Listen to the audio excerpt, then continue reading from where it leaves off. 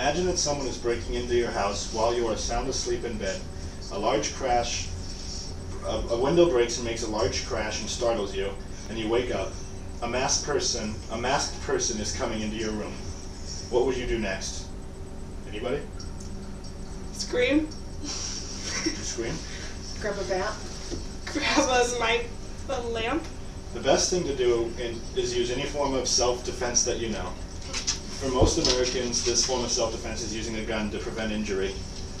The NRA released statistics that are very important for this speech. And it talks about crime, how crime is decreased in areas that have guns. Since guns have been up by since guns started to go up 4.5 million a year sold, violent crimes have gone down, are at a 35-year low, and murder is at a 43-year low. Violent crime has decreased 40% since then, murder by 45%, rape by 31%, and robberies by 47%, and aggravated assault has gone down 37%. Just in 2007 and 2008, violent crimes decreased by 3%, murders by 5%, and robbery by 2%.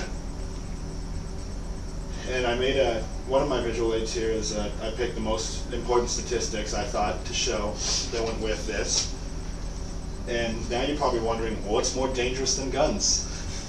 In the United States, there are 700,000 physicians, and they account for 120,000 accidental deaths in the United States, which comes out to about 1.171 accidental deaths per physician. There are 800 million gun owners in the United States, and they only account for 1,500 accidental deaths, which is 0.000188 accidental deaths per gun owner, which is to show that doctors are 9,000 times more dangerous than gun owners in this case.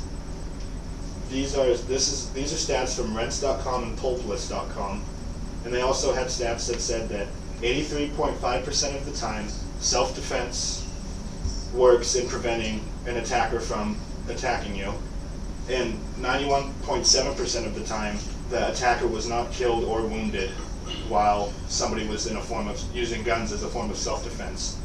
And over 1/2 of those included 2 or more attackers attacking the person in self-defense.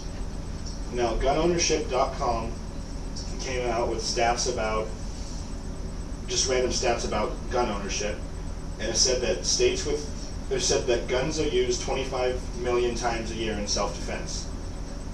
In over a 3-year period, more high school students died playing football than died by getting shot by guns. And in 2002, ABC News released a poll that showed that 3/4 of Americans believe the Second Amendment gives them the right to own guns. And I have a copy of the Second Amendment here, which states that a well-regulated militia, being necessary of the security of the free state, the right of the people to keep and bear arms shall not be infringed. What's that? And I also have stats that show that 200,000 women a year use guns to prevent sexual abuse. And then some facts about concealed carry laws, which are up here, show that